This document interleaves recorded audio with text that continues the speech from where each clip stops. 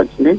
So ఇప్పుడు ఏ విధంగా పాకిస్తాన్ ను ఏకాకిని చేయాలి, తర్వాత పాకిస్తాన్ కి సంబంధించి పాకిస్తాన్ ఇటువంటి దుశ్చర్యలకు ఇకపైన పాల్పడకుండా ఎటువంటి చర్యలు తీసుకోవాలి, లాంగ్ టర్మ్ గా తీసుకోవాల్సిన చర్యలు, ఏదో దీర్ఘకాలికంగా ఇటువంటి చర్యలు మళ్ళీ పునరావృతం కాకుండా ఏ విధంగా చర్యలు తీసుకోవాలనేది కానీ క్షణికావేశంలో నిర్ణయాలు తీసుకుంటే దానికి సంబంధించినటువంటి పర్యవసానాలను కూడా ఎదుర్కోవాల్సి ఉంటుంది. కాబట్టి వాటిని మనం ఏ విధంగా ముందుకు వెళ్ళాలి.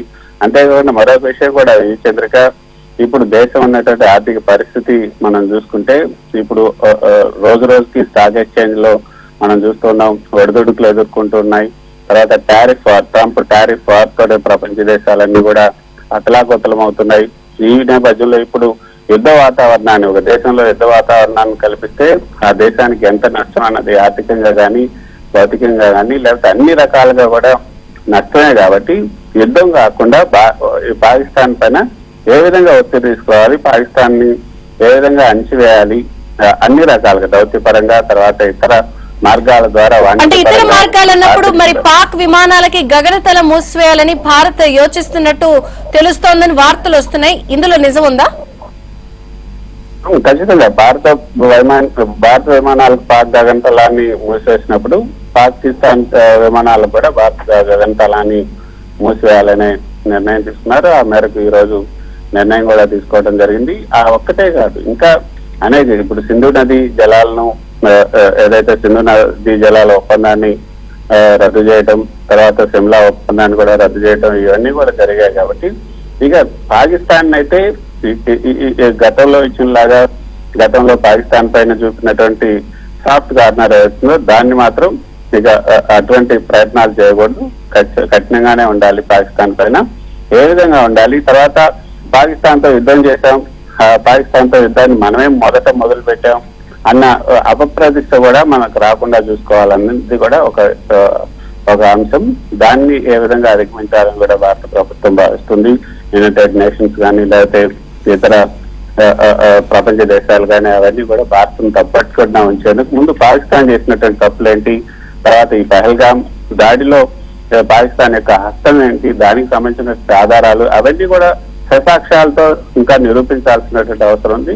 ప్రస్తుతం దానికి సంబంధించినటువంటి కసరత్తే ఇప్పుడు జరుగుతుంది. మరోపక్క యుద్ధానికి కావాల్సినటువంటి సన్నాహాలు కూడా జరుగుతున్నాయి. కానీ యుద్ధం వస్తుందా, అది ఎప్పుడు వస్తుంది అంటే మాత్రం ఇప్పుడే చెప్పలేనటువంటి పరిస్థితి అని చెప్పొచ్చు. మరోపక్క మీరు చెప్పినట్లుగా ఏదైతే ఈ యొక్క కేంద్రం అడుగులు వేసే అవకాశం, దానికి సంబంధించి కూడా కేంద్ర ఎయిర్ స్పేస్ ను మూసివేస్తున్నట్లుగానే కేంద్రం ప్రకటించింది.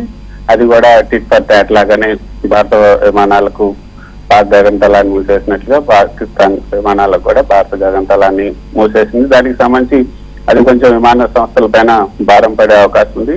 ఇటు రెండు దేశాలకు సంబంధించినటువంటి ప్రయాణికుల పైన అది ప్రయాణికులకే నష్టం కలిగించే అంశం కాబట్టి భారత విమానయాన సంస్థలు దాన్ని ఏ విధంగా భర్తీ చేసుకుంటాయని కూడా చూడాలి. కాకపోతే ఎన్ఐఏ విచారణ ప్రస్తుతం జరుగుతోంది. దానికి సంబంధించి కొన్ని కీలకమైనటువంటి విషయాలు కూడా ఇప్పుడు వెలుగులోకి వచ్చాయి. ఈ యొక్క పహల్గామ్ ఉగ్రదాడికి సంబంధించి ఎన్ఐఏ చేపట్టినటువంటి విచారణలో అనేక విస్తుగొల్పే అంశాలు కూడా వెలుగులోకి వచ్చాయి. 2020 ఏదైతే ఈ బైసారన్ వ్యాలీలో జరిగినటువంటి ఈ యొక్క దాడి పైన ఎన్ఐఏ విచారణ రోజు రోజు కొత్త విషయాలు కూడా వెలుగులోకి వస్తున్నాయి. ఉగ్రవాదులు ముందుగా ఎగ్జిట్ గేట్ వద్ద కాల్పులు ప్రారంభించి పర్యాటకులను ఎంట్రీ గేట్ వైపు పరుగులు పెట్టేలా చేశారు. అక్కడ మరో 2 ఉగ్రవాదులు సిద్ధంగా ఉండి పర్యాటకులను చుట్టుముట్టారు. దీంతో పర్యాటకులకు తప్పించుకునే మార్గం లేకుండా చేశారు. మరోపక్క ఉగ్రవాదులు పర్యాటకులను వారి మతం ఆధారంగా వేరు చేయాలని ప్రయత్నించారు. వారు కల్మా పఠించమని కూడా చెప్పారు.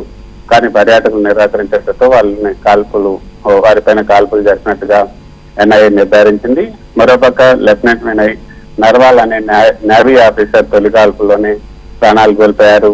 చాయ్ బేల్పూరి స్థాల్ వద్ద ఎక్కువగా మరణాలు సంభవించినట్లుగా తెలుస్తుంది.